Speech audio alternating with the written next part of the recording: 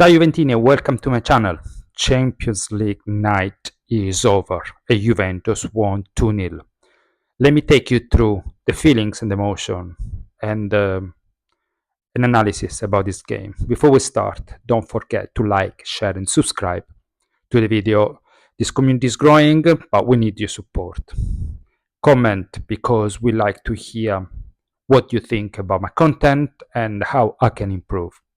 Let's start about the game. 2-0 is 2-0. 3 points and 2 points gives us little bit, put us in a better shape for the knockout stage for Champions League. Not that we have we are aiming to win the Champions League. It's just more we play, more money we get from the UEFA. So it's all good for Juventus from a finance point of view.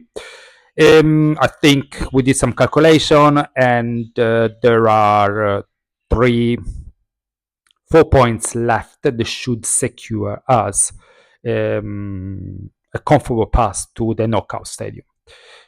That said, let's look at the game. And again, Juventus, and I keep on saying the same thing, played two different games. The first half was horrible. The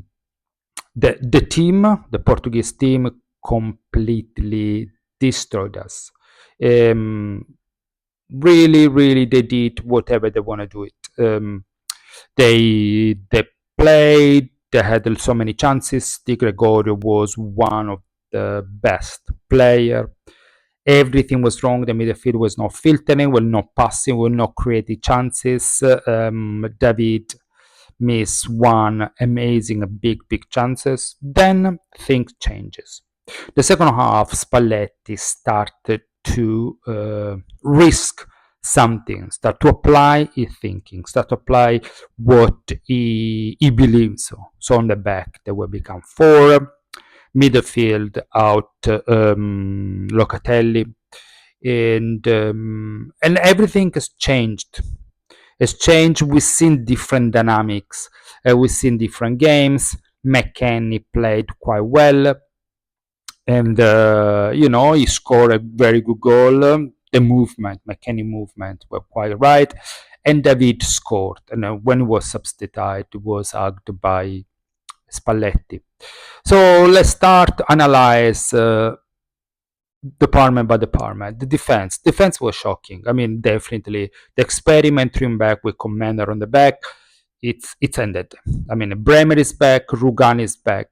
So definitely they move to 4-player defense instead of 3, with Bremer back, Rugani his first substitute, and Kelly maybe on the right hand side. On the left, most likely Cambiaso, and on the right, as a right back, Calulo. That is the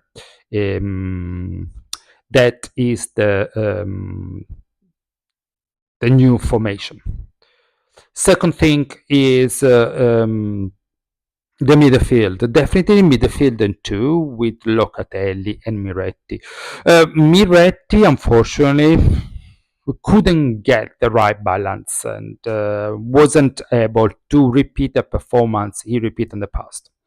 Could be for a number of reasons. One is because he's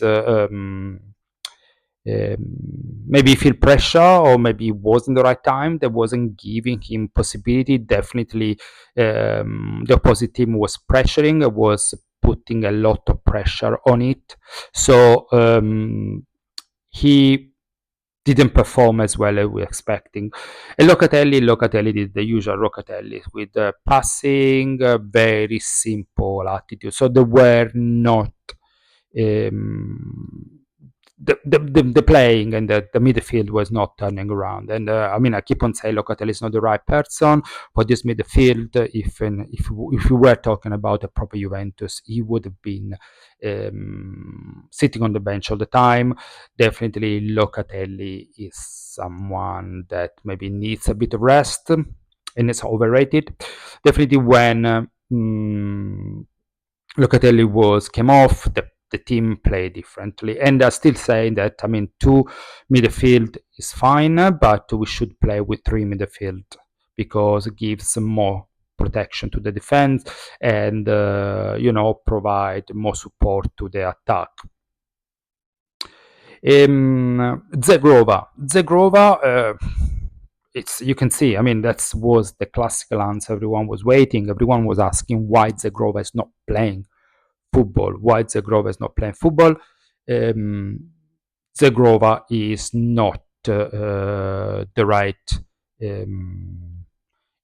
right person to play there. He doesn't have the minutes on his leg, and he's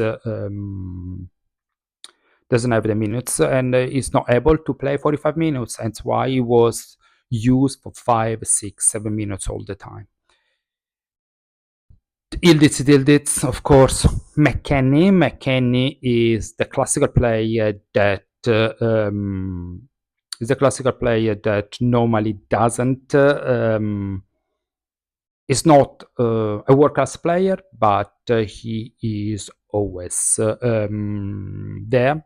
He does the right movement. That's the reason why Allegri, Motta, Tudor, and now Spalletti is using. I mean, he can play any position, provided this is an argument. He has the right movement. Maybe technically he's not the best one, but again, he's the classical player. I mean, I don't want to do comparison, but the classical player that everyone wants. If you compare with the strongest Juventus, it's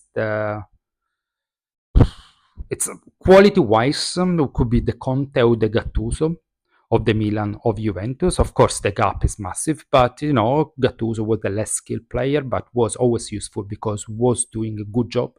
Conte, again, wasn't with Zidane, Del Piero, and Paulo Sousa, Deschamps, and Tacchinardi. Conte wasn't the most skillful player, but he was the one who was always there because we provide something else to the team. So actually, this is what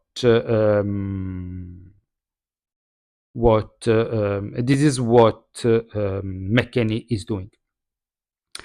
Lastly, David. I mean, David, there was a big, an argument within Spalletti. He needs to train more. He needs to train hard.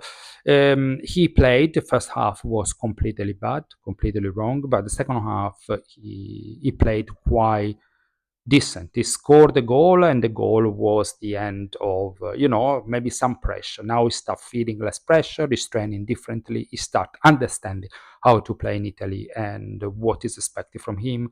So definitely he is performing. I have to say, in the first half, he didn't receive any support from the midfield, no ball. So again, he missed a chance, but again, he needs to keep on working hard, and maybe he can come back and be not 24, 25 goal a season, but maybe to get to 8, 9, 10, overtake number 10 and provide more quality goal. That's the game. Now is ready with Bologna, and I encourage you to watch my video on Spalletti. I encourage you to watch my video on the defense. Who do we need? I'm releasing more videos about, we call thought leadership videos. So I do an analysis on and express my idea on what Juventus need. Definitely, the quality of the team is always the same. If you play in this way, we will lose against Bologna, definitely, because again, this time we're lucky. We bring 3 points back, but we didn't deserve a victory. Thank you very much for watching. Let me know what you think about this content, and let me know if you have any question, any comment right down below. Don't forget to like, share, and subscribe to this video. Doesn't cost you anything and means a lot to us. Thank you so much, and I wish you a good day, and Forza Juve always. Bye bye.